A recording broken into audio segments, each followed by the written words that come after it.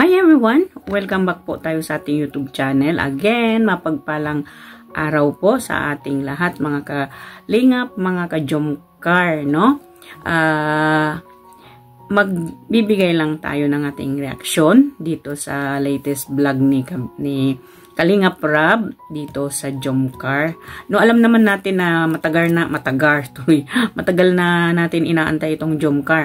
So, ito na ang Jomcar, no? Na matagal na inaantay. So, bago natin yan ipagpatuloy, ako'y nagbabakasakali lamang po, no? Alam ko pong maraming nanonood sa atin na hindi pa naka-subscribe dito sa aking munting bahay. Baka pwede pong pakipindot ng subscribe button dyan, at isabay na yung notification bell na para updated na rin tayo lahat, no? Sa aking mga nire-reaksyonan dito sa Kalingap at sa ka-business po. So, ayun, i-proceed na natin. So, well, no? At, continue na natin mamaya. At, kung nag-shoutout lang, shoutout po sa ama ng Kalingap, Kuya Bal Santos Matubang, Ate Edna Vlog, at ang ating handsome na Kalingap Rab.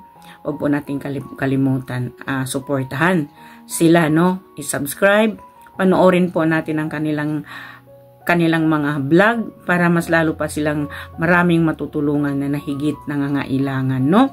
At alam naman po natin ang pabahay ng ating Kalingap Rab.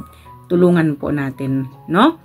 Ang ama ng Kalingap at ang anak ng Kalingap na si Kalingap Rab. So, yun, proceed na natin. Magbibigay tayo ng kaunti nating opinion. Alam niyo mga Kalingap, mga ka-jomcar, kahit paulit-ulit ko itong panoorin, itong liham na binasa ni Papa Joms, ay hindi ko mapigil, hindi mapaluha bakit ba itong jomcar, no? Pag mayroon silang shooting na talagang yung nakakaiyak, yung parang madudurog talaga yung puso mo. Kasi dito kasi sa liham na ito, parang marami kasing nakarelate tuloy. Sorry po. Nabulol ang inyong lingkod. Marami kasing nakarelate dito. Katulad ng kapanahunan namin, kapanahunan pa ng marami na wala pa yung cellphone, wala pang everything, no? May telepono para yung diikot, sinasabi nila. Yon, at ang tanging na lang naman na matatanggap natin kung may magkakagusto sa atin, yung simple na love letter, at yung i-break ka ng boyfriend mo o makipag-break ka sa boyfriend mo, liham pa rin ang matatanggap mo. Kaya mugto yung mata mo sa kakabasa, di ba? Oy, maraming related dyan, hindi lang ako. So, well, no, nakita naman natin na super sa ganda pa rin ang ating baby Carla. Hindi pa rin nagbabago, mas lalong gumaganda. No, napaka kasi ng sex appeal ni Carla. Hatak sa mga tao yung kanyang ganda, no? At ang Papa Joms naman natin, namumula-mula yung pisngi habang inaano yung sulat, inaano niya, tawag din binabasa niya. No, so well, yun, doon tayo magpo-focus dito sa sulat, ito nagdaan pa last year pa, no? Kasi 2025 na. 2024 it's happened na nagsulat si Carla itong September 4 daw. Alam natin yung, pero medyo may tampo yung sulat ni Carla kay Jomar. Kay Papa Joms medyo may sila, siguro may nagtampo dati si Carla. Hindi para kasing yung niya, hindi ka naman magsusulat kung hindi ka nagtatampo na i-express mo yung feelings mo sa isang tao, At sorry po mga Kalingap, mga viewers natin dyan. Pilit ko pong ipaparinig sa inyo yung sinasabi ni Jomar. Putol-putulin lang po natin kasi may music kasi po si Kalingap Rab, kaya hindi basta-basta kasi makaka-copyright tayo. Kaya hindi basta-basta makakagamit ng video ni Kalingap Rab kasi may music talaga, makaka-copyright ka talaga, hindi talaga pwede. Minsan in-explain na lang natin yung kung ano yung nararamdaman natin. Pero ngayon pilit po natin anuhin, no, yung sulat nga na sinulat ni Carla para kay Papa Jomar, ano? Kung kayo ay hindi related tuloy, ako po nakarelate ako sa sulat ng ganito, no? Na para bang hindi ka naman magsusulat o magbibigay ng ano yung nasa loobin mo kung either nagtatampo ka o hindi mo na kayang itago yung nararamdaman mo. Dito kasi sa punto ni Carla, para kasing inano niya, in-express niya kung ano yung tunay na nararamdaman niya para kay Papa Jom. So, i-play po natin pa kaunti-kaunti, no?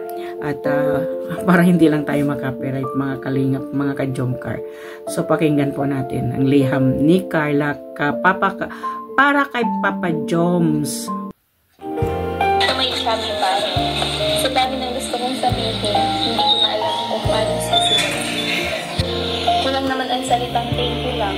Gusto ko lang sabihin sa'yo na sobrang thankful kay Lord kasi nakilala kita. Ang simpleng pagpapatender na kanaya ko ay nailog siya sa'yo. Sorry kasi may mga times na binabaliwala kita. Alam mo naman ang rason. Ayaw kumupol sa'yo kasi alam kong lagin lang ito.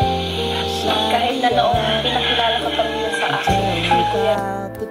So, ang ibig sabihin ng sulat ni Carla, no, ay hindi pa agum ang tawagan nila dito, yung Bobby Dams pa, yung bang noon na tinatawag niya kay Jomar, kay Papa Joms noon, na hindi katulad ngayon, agum na yung tawagan nila, no. Kumbaga yung in-express ni Carla yung feelings niya with doubt ba, na natatakot, na hindi siya sigurado at ayaw niya, kumbaga hindi naman siguro na ayaw niyang mahalin o ayaw niyang ma-fall in love kay Jomar. Ang kay Carla kasi ay dahil nga love team lang ito, kaya ang sinabi niya, ayaw ko kasing ma-fall sa iyo kasi ito ay isa lamang love team, no? So ibig sabihin ni Carla, bagamat hindi totoo, love team lamang, kumbaga yung role nila bilang isang Jomcar, at nandoon siya, nababahala siya, kumbaga mayroon siyang doubt sa sarili niya na kung mapupulin love ako, hindi naman itong totoo. Kung mapupulin love ako kay Jomar, ito isa lamang love team. Kumbaga natatakot siya kung ano yung kahinatnan ng pagiging ma-fall in love siya doon kay Jomar, kung ano yung syempre niya yung feelings niya kay Jomar, hindi pa siya sigurado kung ano yung magiging kahinatnan noon after na syempre baka malaman ni Jomar na in love siya or what, tapos hindi pala si Jomar din na fall in love sa kanya. Mayroon din siya kasi on the words na sinabi niya, ayaw ko kasing ma-fall sa iyo kasi ito'y isang love team lamang, no? So andun yung doubt, kahit mahal niya, no, hindi natin masasabing hindi siya na-fall. Kumbaga hindi niya mahal si Jomar, mahal niya eh.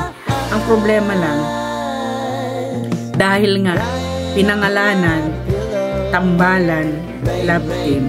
So parang sa case na pang syempre may mga babaeng ganun, no,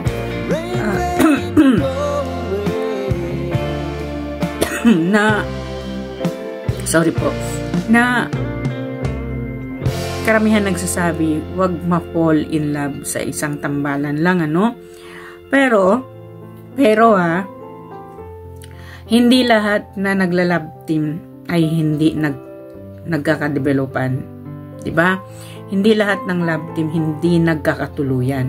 So dito kasi sa ni Carla, para kasing yung mayroon pa siyang counting doubt sa sarili niya na ayaw niyang ma-inlove kahit gustuhin man niya, pero nasa limitasyon siya ng being isang partner lamang sa love team. Kumbaga walang kasiguraduhan, walang katotohanan, isang love team lamang. Yun yung parang yung title nila na love team. Yun lang ang ano ni Carla, na hindi pa siya totally na nakasiguro na kung ma-fall in love ba siya o mapopol in love ba rin sa kanya si Jomar.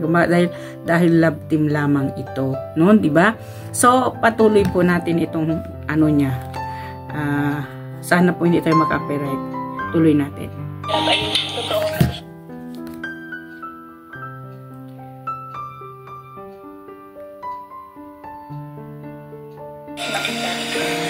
Sa totoo lang, hanggang ngayon hindi ko pa rin naiwasan isipin mo. Pero bahala na.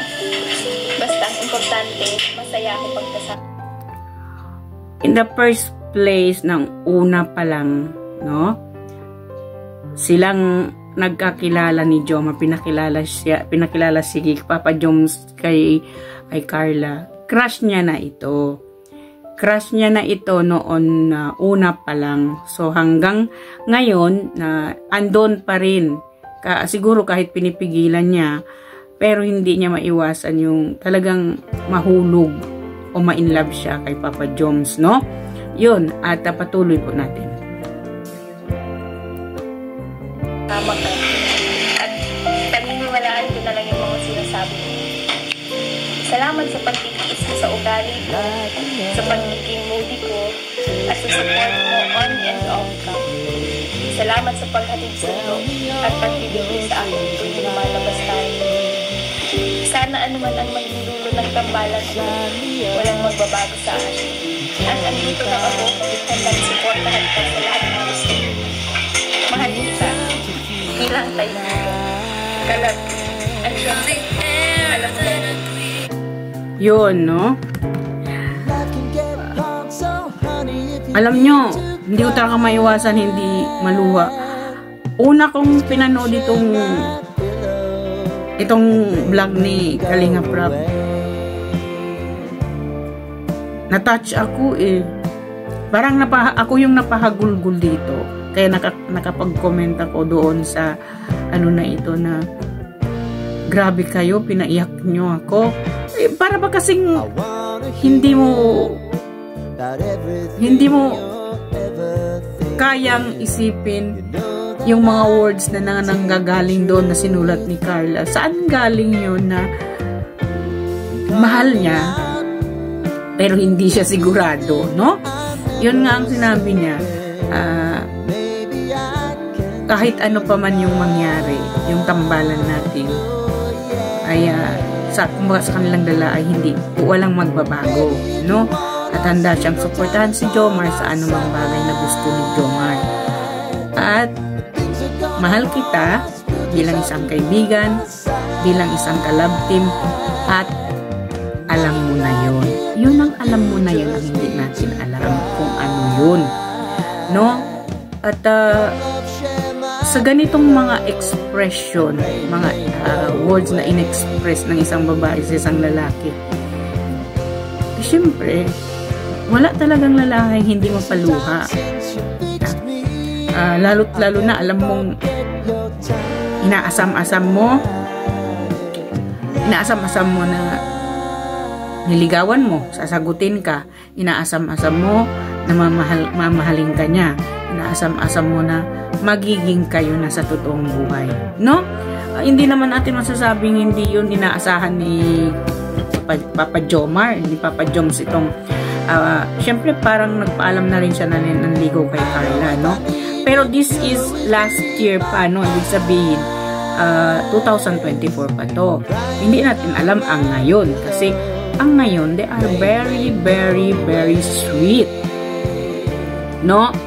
They are very sweet, no? Nga ang ngayon. So ituloy muna natin doon. Ang sagot ni Papa Joms, no? Grabe naman yung liham mo, no? Naintindihan ko, kaya pala, kumbaga siguro kaya pala ay hindi pa siya sinasagot kasi may agam-agam sa puso ni Carla. So, alam na ni Papa Joms, dapat Papa Joms ay anuhin mo, i-clear mo at ipadama mo na hindi lang sa love team mahal mo si Carla. Sa totoong buhay at inaasam mo ang kanyang sagot na magiging girlfriend mo na, no? I-push mo yan, malay natin, ano? By the way, sa tamang edad na si Carla, nasa 19 na siya. So, this is your way, Papa Joms, no? Nandito lang kami susuporta sa'yo. Go on. Go lang, di ba? At, yun nga, no?